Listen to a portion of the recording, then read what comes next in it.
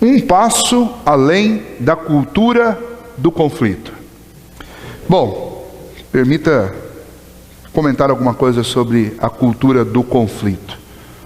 Eu não sei se existe essa terminologia em outro lugar. Eu criei essa semana para falar sobre algumas coisas. O que é a cultura do conflito, segundo o pastor Wesley? Cultura do conflito é esse jeito que nós adotamos para lidar com a vida e com as coisas. Parece que isso foi adotado não só por indivíduos, não só por sistemas, não só por cidades, não só por países. Parece que essa é uma cultura global. Parece que todo mundo chegou à conclusão que o melhor jeito de lidar com tudo é através da guerra, é através de atos não tão nobres assim. E a gente ouve as notícias e lê sobre o que está acontecendo lá no Oriente Médio, e a gente fala: por que esse pessoal está brigando? Por que eles vivem assim?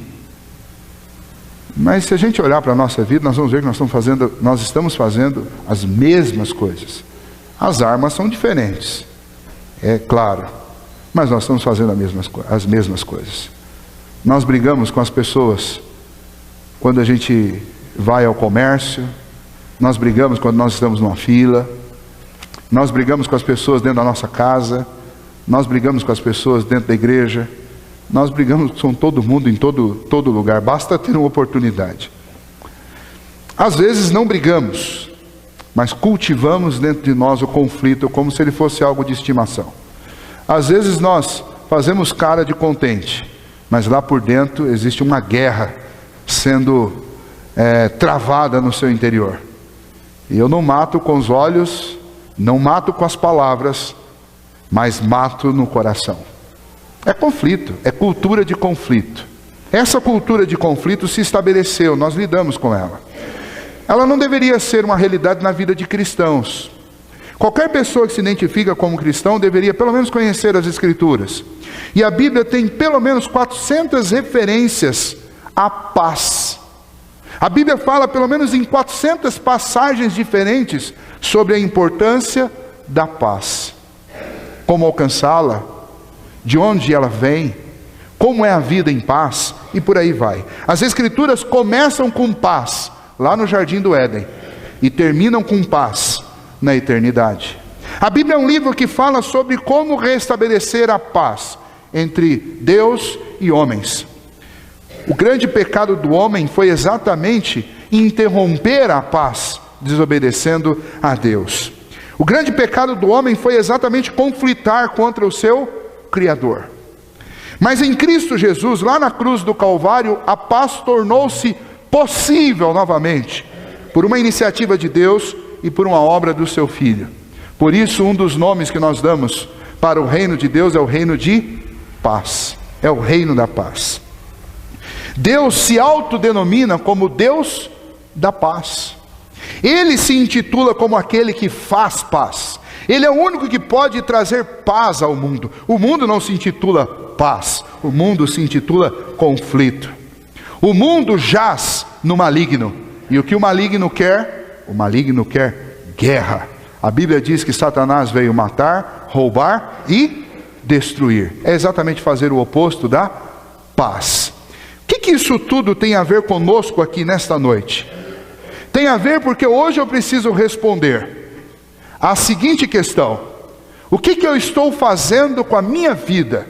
Se eu sou um cristão, o que eu estou fazendo com a minha vida cristã? Eu estou promovendo a paz? Eu estou vivendo em paz? Ou eu estou servindo a outro propósito? E se eu estou servindo a outro propósito, então eu estou servindo a outro Deus.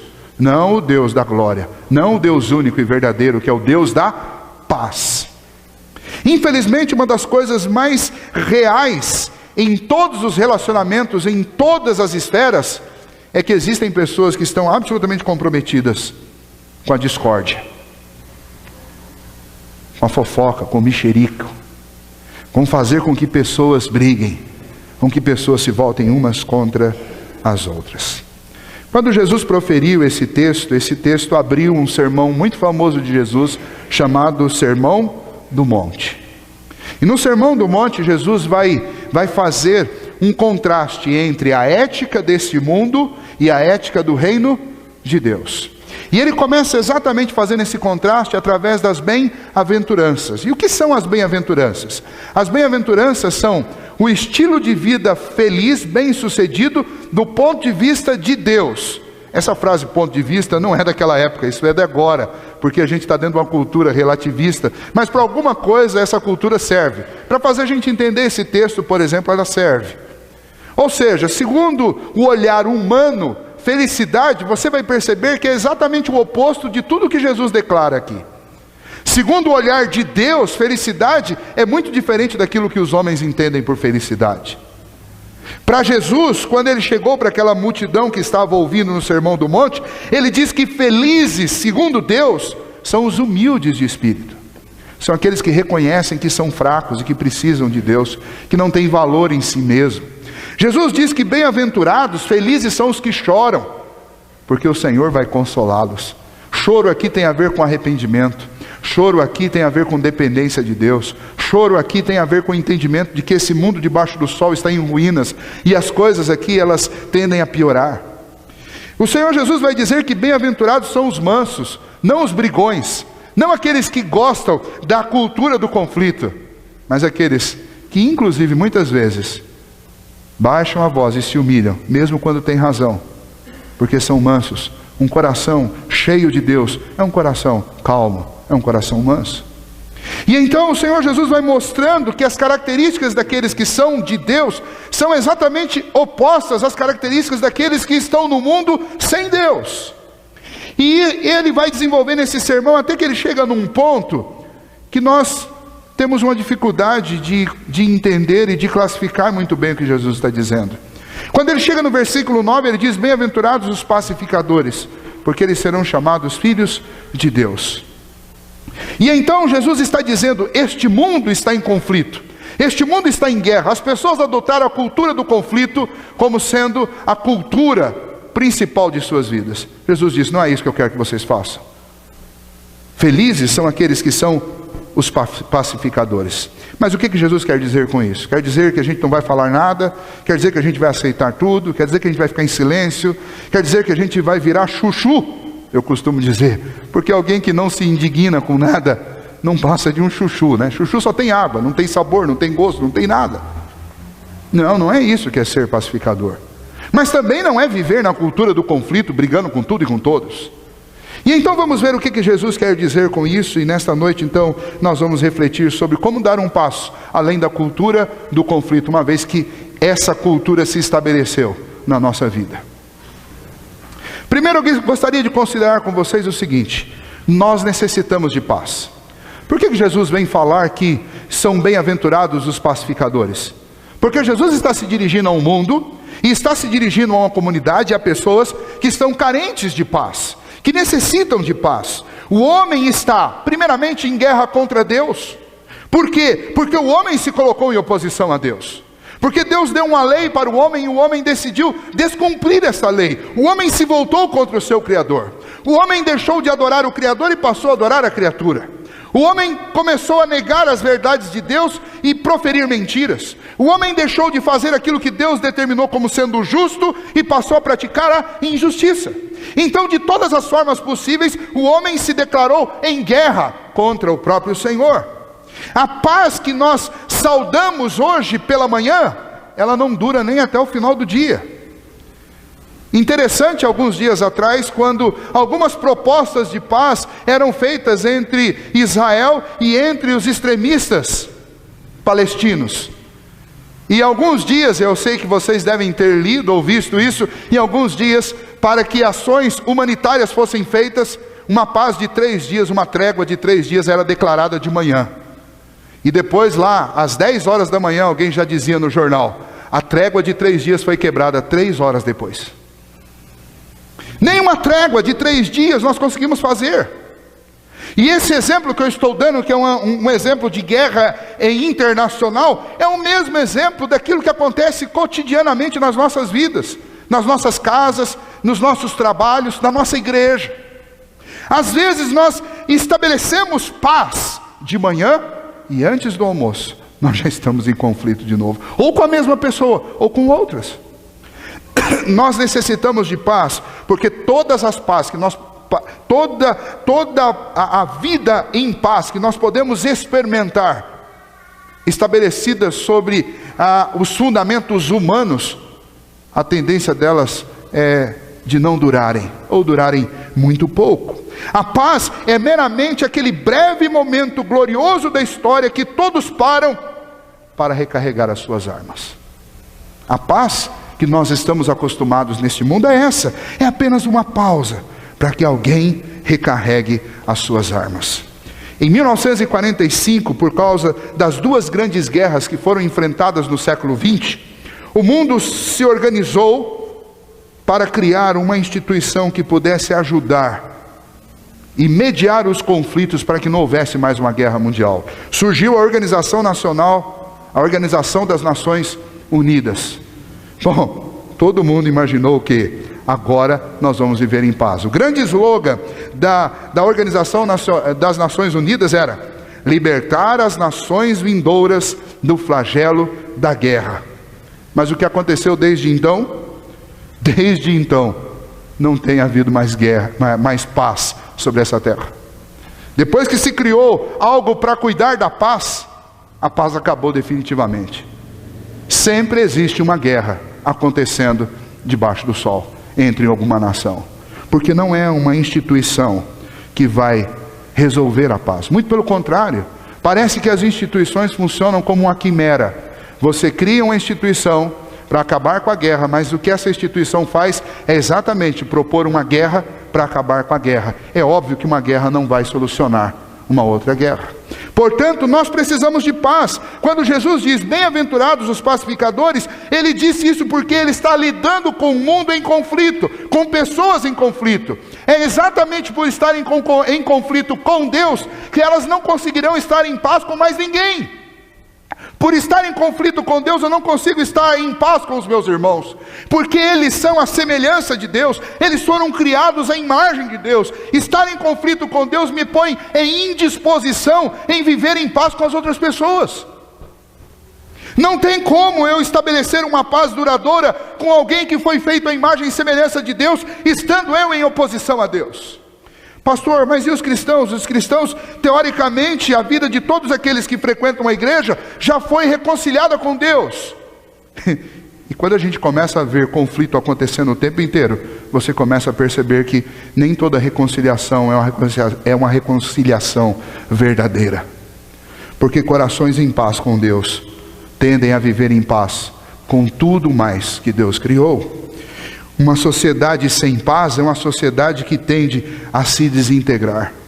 Pessoas em guerra vão fazendo guerra até que chega um ponto que tudo se destrói.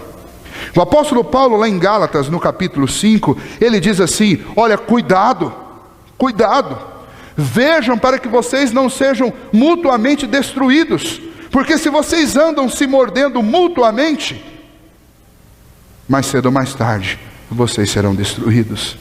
E aí sim, ele está se dirigindo à igreja. Ele diz, olha, a cultura de conflito não vai ajudar vocês a atravessarem os problemas de vocês. Muito pelo contrário, a cultura do conflito vai destruir vocês. E então, naquela situação, Paulo está lidando com um conflito entre judaizantes e entre aqueles que foram evangelizados, entre os gentios por Paulo. E naquela situação, os judaizantes queriam que o povo se submetesse às tradições judaicas, aos cerimonialismos e aos ritos da lei cerimonial, e Paulo estava dizendo, não, eles não precisam fazer isso, porque a salvação é pela graça, e não é por estas obras, de jeito nenhum.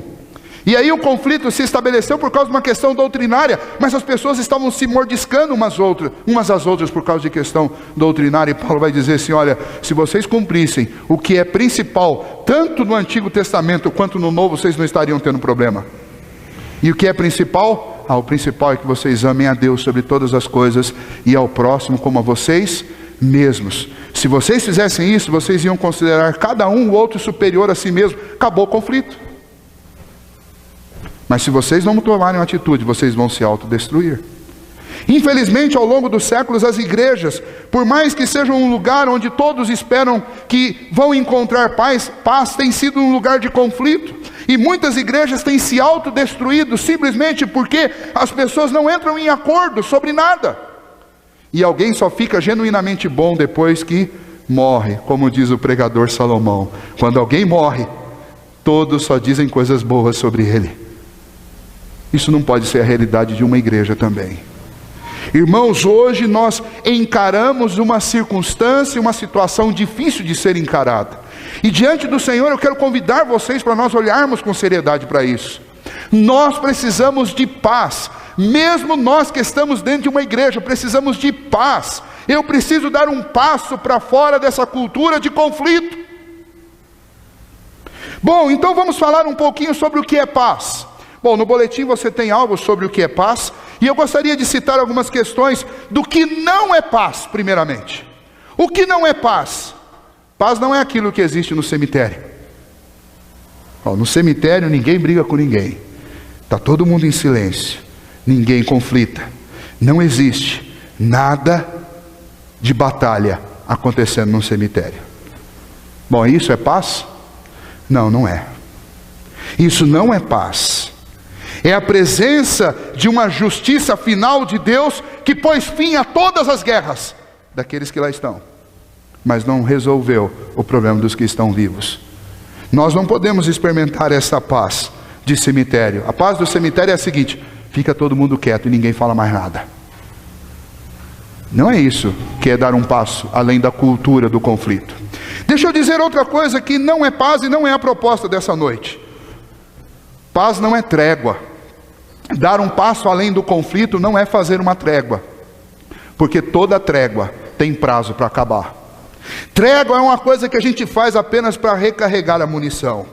Uma trégua quer dizer que você apenas deixa de atirar por um tempo.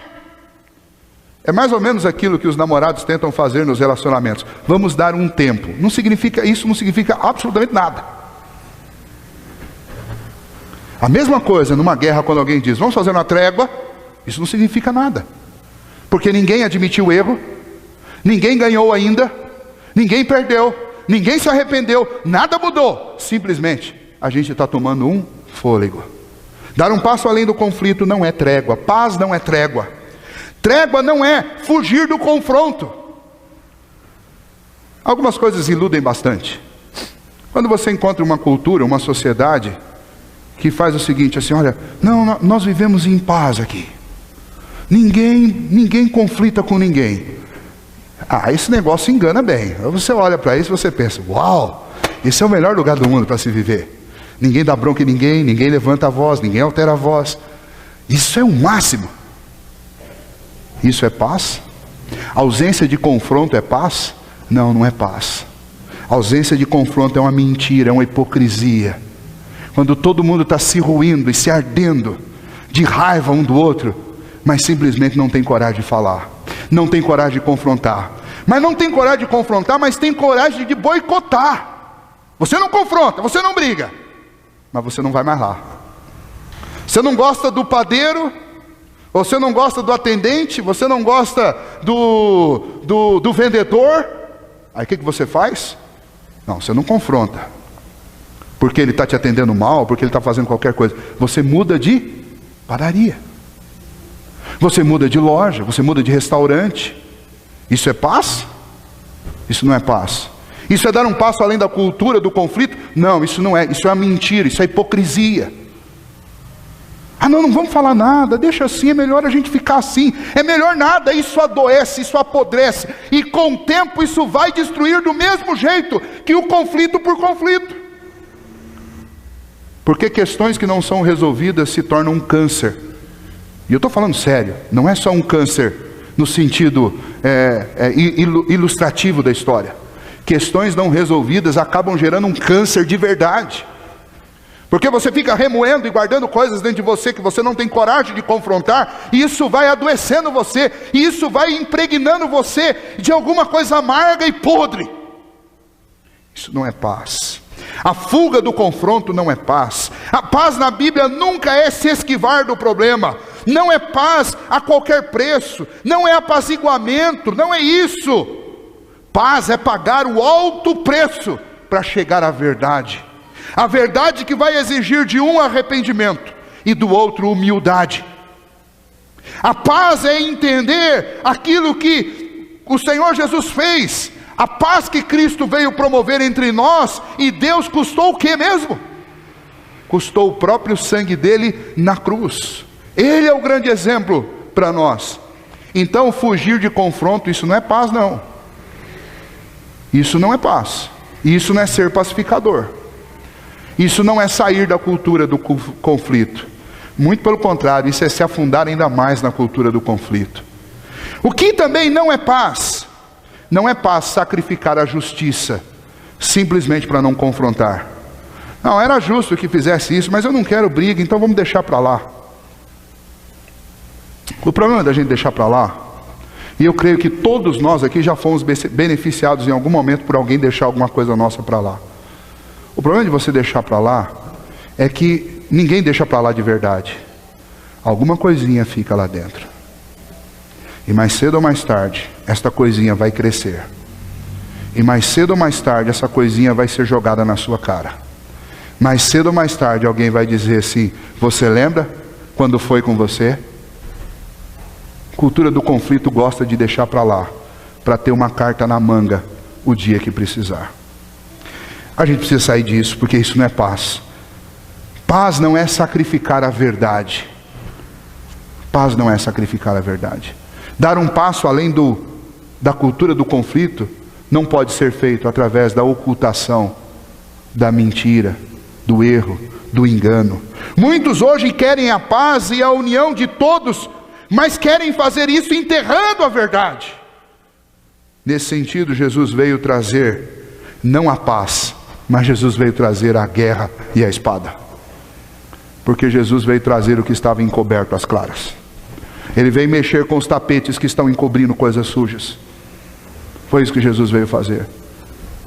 Jesus não entrou num templo onde estavam os vendilhões e os cambistas negociando a fé. Ele não entrou lá e ficou quieto e colocou panos quentes. Muito pelo contrário, ele pegou um chicote e mostrou que